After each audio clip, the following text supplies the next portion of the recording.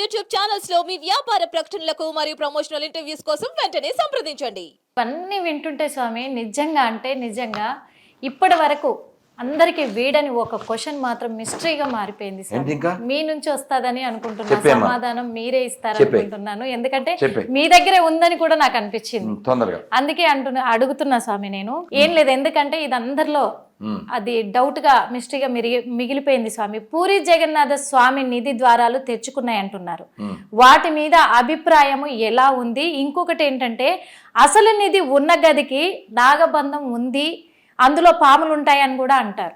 కానీ ఆ అసలు వెలుగే లేని ఆ గదిలో పాములు ఉంటాయా?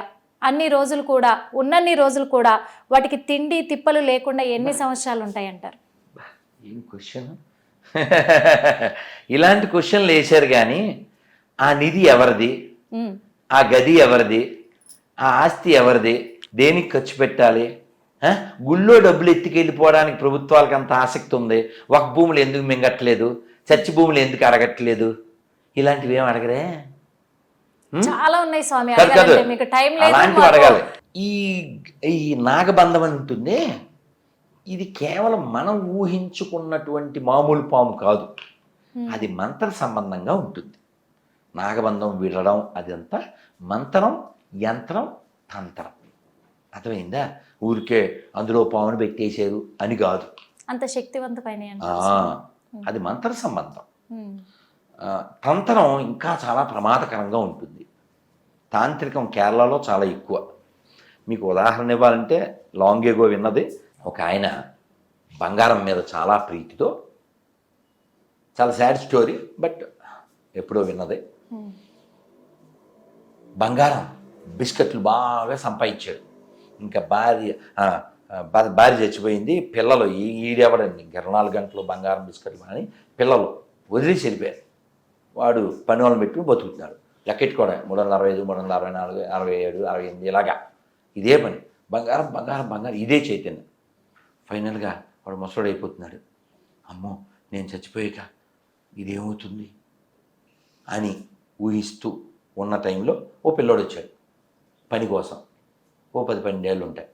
వాడిని ఇంట్లో పెట్టుకున్నాడు.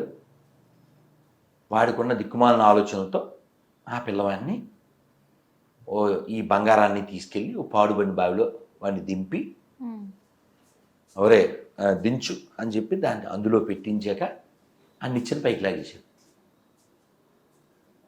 పిల్లోడు స్వామి. మరి అదేగా స్టోరీ. ఏముంది ఇంకా? చాలా సాడ్ స్టోరీని ముందే చెప్పాను. వాడు తాతగారు తాతగారు తాతగారు అంటూనే ఉన్నాడు. పైన మూసేసి వచ్చాడు. తర్వాత వీడు పిచ్చోడు అయిపోయాడు. ఈయన కొడుకు కోటలు వెతుక్కుంటూ వచ్చారు. నాన్న, ఓ చిన్న పిల్లోడు ఎవరన్నా వచ్చారా? ఎంత ఉండొచ్చు అన్నాడు. 10-12 ఏళ్ళు. ఇంట్లో ఏదో తిట్టాను, అరిచాను, వాడు మీ దగ్గరికి ఏమన్నా వచ్చాడేమో అంటే, అతను మనవడని కూడా ఈయన తెల్లం, ఎవరో పన్నోడు అనుకుని పెట్టుకున్నాడు. సో ఇంతకీ ఆ బావిడ ఎందుకు పెట్టాడు వాడిని?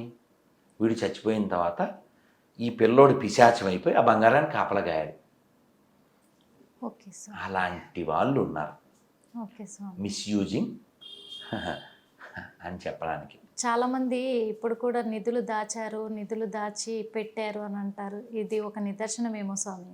ఇప్పుడు మీరు చెప్పిన తర్వాత ఒక క్లారిటీ వచ్చిందా ఉంటుంది. అందుకని ఈ భూమి మీద మనం గెస్ట్లం. ఓకే స్వామి. నిధి సంపాదించడం అంటే ఆ నిధి గురించి త్యాగరాజ స్వామి చెప్పారు. చాలా గొప్ప నిధి ఉంది. నిధి చాలా సుఖమా, రాముని సన్నిధి సేవా సుఖమా. కాబట్టి మనసుకు కావాల్సింది, ఆత్మకు కావాల్సింది ఆనందం. ఆనందం లోపల ఉంది తప్ప బయట లేదు. మొన్న ఏదో వీడియో వచ్చింది, భర్త అడుగుతున్నాడు తెలంగాణ యాసలో, ఎంత బాగుందో. ఏమే దేవుడు కనపడితే ఏం కోరుకుంటావు? నేను 100 కేజీలు 10 కేజీలు బంగారం కోరుకుంటాను. 10 కేజీలు ఎందుకే? 100 కేజీలు అడగచ్చుగా. సరే మామ 100 కేజీలు. తర్వాత ఏం చేస్తావు? ఆ బంగారంతో పెద్ద మేడలు అయ్యి కట్టుకుంటాను మామ. ఆ మేడలు కట్టాలంటే డబ్బులు కావాలి కదే, బంగారం ఉందిగా అమ్ముకుంటాం. మళ్ళీ షాప్కి వెళ్ళి వాడు గీటు పెట్టి అమ్ముకోవడం ఎందుకే? ఆ దేవుని డైరెక్ట్గా బిల్డింగ్ అడగచ్చుగా. మామ నాకు తట్టలేదే. అయితే బిల్డింగ్ అడుగుతాను. ఎంత బిల్డింగు? 5 అంతస్తులు. ఏంది 5 అంతస్తులు? పెద్దదడుగు. ఓకే మామ 50 అంతస్తులు. 50 ఏందే? 100 అడుగు. ఓకే మామ 100 అడుగు. అడిగావు. తర్వాత ఏం చేస్తావు? ఆనందంగా బిల్డింగ్లో తిరుగుతాను అంది. ఇప్పుడు బిల్డింగ్ దేనికి నీకు? ఆనందం కోసం. అదేదో ఆనందం అడగచ్చు కదే. మామ తట్టలేదు. అయిపోయి ఇదే సినిమా. బాగుండలా? చాలా బాగుంది స్వామి. సింపుల్ కదా? సింపుల్ గా ఒక మాటలో చెప్పారు. సింపుల్ కదా? కాబట్టి భగవంతుని ఏమడగాలి? ఆనందం అడుగు. ఎందుకని ఆయన ఆనంద స్వరూపం. తిరుమలలో స్వామివారు ఉండే ఆ శాంక్టోరియం పేరేంటి? ఆనంద నిలయం. కాశీ పేరేంటి? ఆనందవనం. ఆనంద సాగరా. తెలుసా సాంగ్? సత్యబాబు గారు పాడతారు. ఆనంద సాగరా మురళీధర రాధే కృష్ణ మీరే ప్రభు వేణుగోపాల.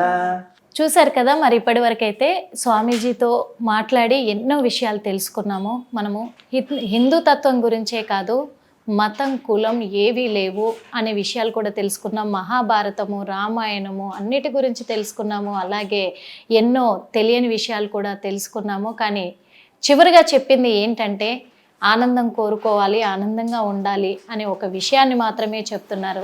అంతే తప్ప ఏ విషయంగా కూడా మతం మారడంలో బలవంతం చెయ్యొద్దు అనే ఒక క్లారిటీని కూడా గురూజీ మనకి ఇచ్చారు. అందుకు గురూజీకి చాలా ధన్యవాదాలు కూడా తెలుపుకుంటూ మరో ఇంటర్వ్యూతో మళ్ళీ కలుద్దాం. అప్పటి వరకు చూస్తూనే ఉండండి hit TV. Hit TV app ని డౌన్లోడ్ చేసుకోండి. ఇందులో short news, live news, entertainment movies అన్ని అవైలబుల్ గా ఉన్నాయి. Please download Hit TV app. Hit TV app. Hit TV యాప్ని ఫ్రీగా డౌన్లోడ్ చేసుకోండి.